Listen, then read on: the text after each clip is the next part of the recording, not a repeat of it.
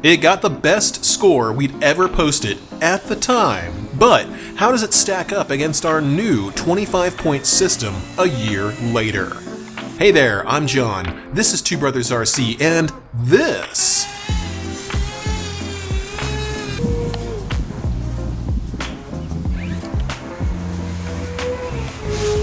is the E-flite Super Timber coming back for a follow-up review 1 year later. It's been out for over a year now. Lots of people love it, and I'm one of them. So let's dive into it and see how it stacks up to the no patent pending Two Brothers review system.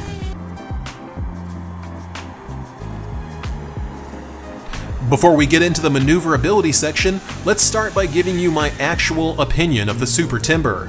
I think it's a well-designed aircraft overall, but I also have to be upfront and say that I think it's got some issues. First and foremost, don't be cheeky with it, like me, and throw it around on a pack that you've flown to nearly storage voltage after a lot of flying. The plane isn't particularly heavy, but it does feel like it is when you throw the Super Timber into a tumble and you can't recover from it because you tumbled on a battery that was nearly dead.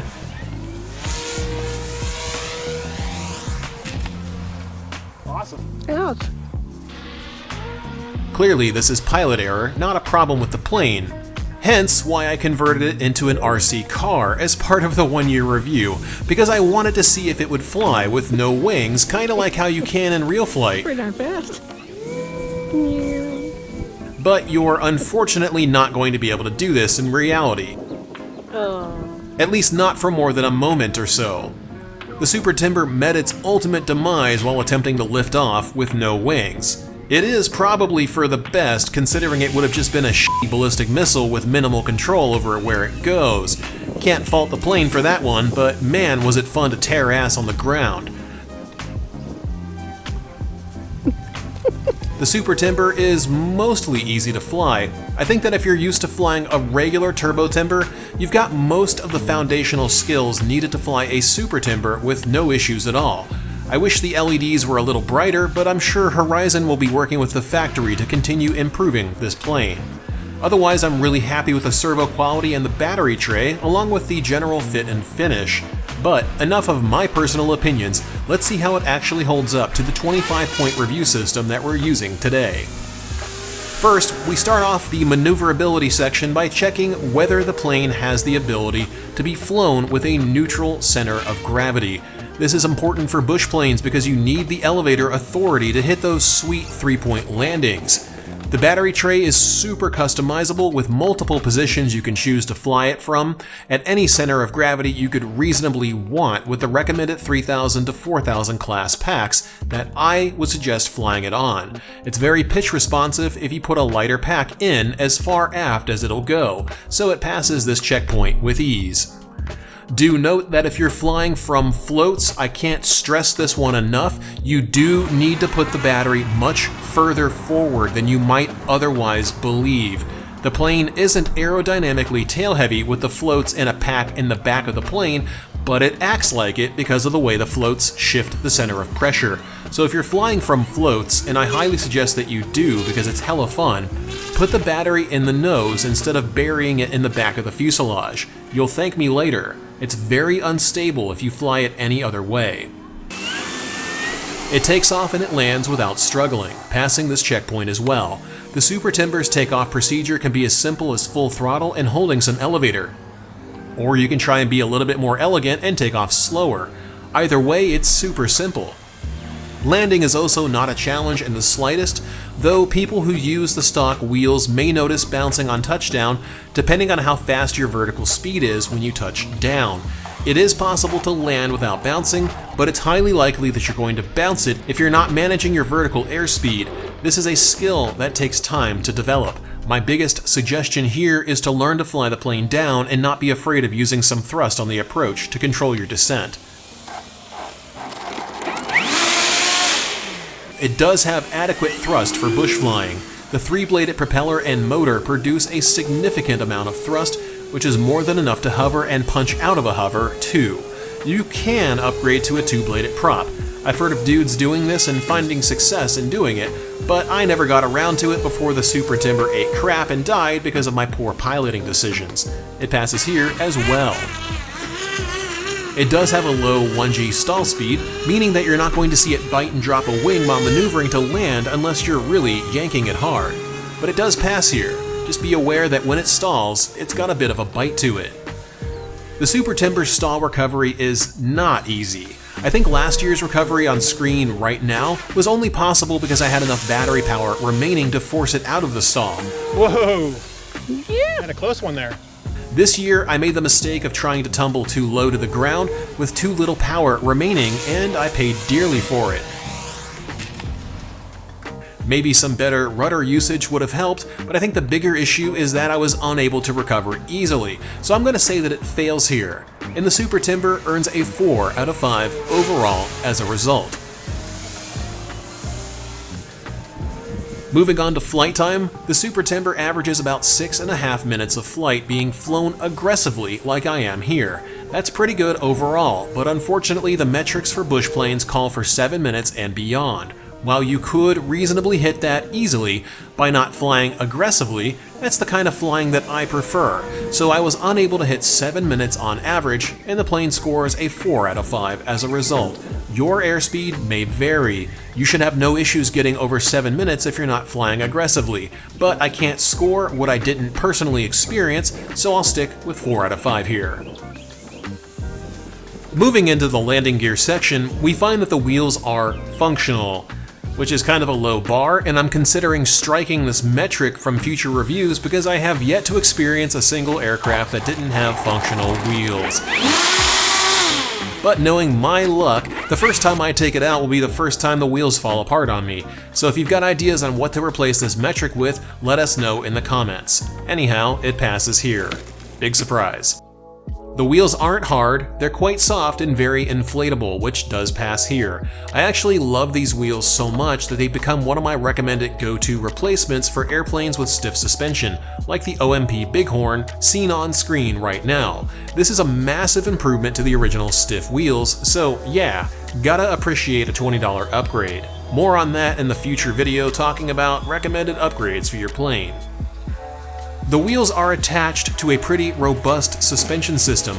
I actually don't quite understand why the plane came with inflatable wheels when the suspension is already super robust. Seems like overkill to me, but hey, it does work and it passes here. The gear set itself doesn't cause bouncing, but the wheels absolutely do. They're very prone to bouncing this plane on the ground. I think last year I said it didn't cause bouncing, but I'm going to go back and say that it definitely does, which means that it fails here. I did end up replacing my Super Timber's wheels with the wheels from my Timber SWS. I figured that the suspension would be enough, and I was right. It bounces a lot less with the wheel swap. The gear are simple springs with a stiff aluminum strut and a set of wheels attached to it. There's very little that can go wrong here, and that means it requires low maintenance, passing here for a final score of 4 out of 5. Before we move on to the fit and finish and avionics sections, consider scrolling down a little and hit that like button for me. And if you're not already subscribed, please definitely consider it. And if you're not part of our Discord chat server community yet, hop down to the description below, join up and chat airplanes with us. Moving on to fit and finish, the Super Timber features large control surfaces, massive ailerons, simple flaps with a huge elevator and rudder, passing this first checkpoint with ease. The foam wasn't damaged out of the box, even though Horizon sent me a test unit that they flew the hell out of last year, passing again. The hinges are all plastic CA style hinges, and nothing is gapless, but it does pass here.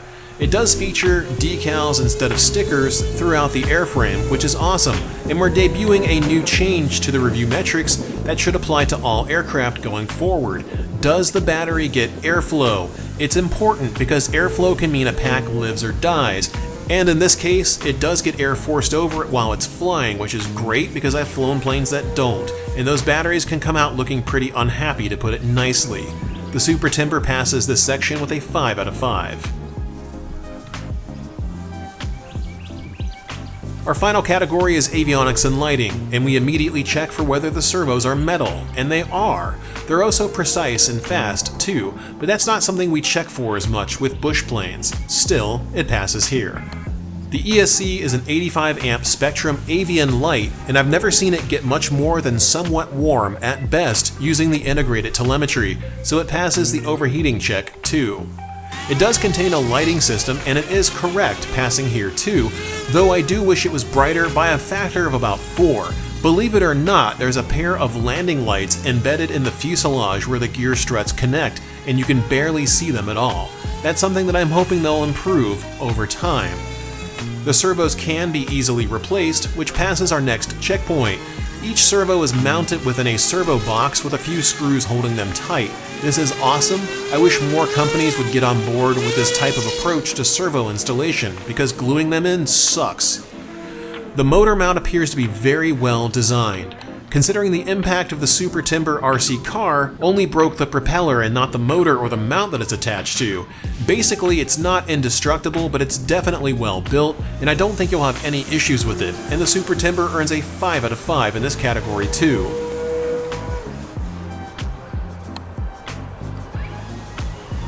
Overall, the Super Timber earns a total score of 22 out of 25.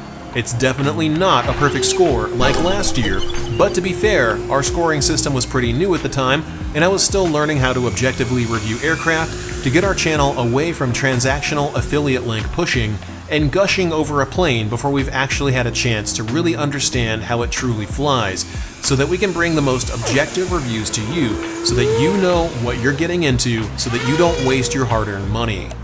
That being said, the Super Timber does fly great, and it's especially fun to fly if you're the kind of person who enjoys limited 3D with bush planes like I do. That's where I got my start in the hobby, being inspired to fly my planes harder because I saw people hovering timbers, and I figured if they can do it, so can I. That being said, if you think you're going to enjoy flying the Super Timber, consider picking it up from the links in the description below, which directly supports what we do at no additional cost to you. Huge thanks goes out to our channel members on twobrosrc.com/supporters, and a very special thanks goes out to our mega fans, Sarasota RC Squadron, Michael Smith, JR Man, and Todd, along with our Ultra fans, Seahawk92 and TBRC Fan. As always, you guys kick so much ass.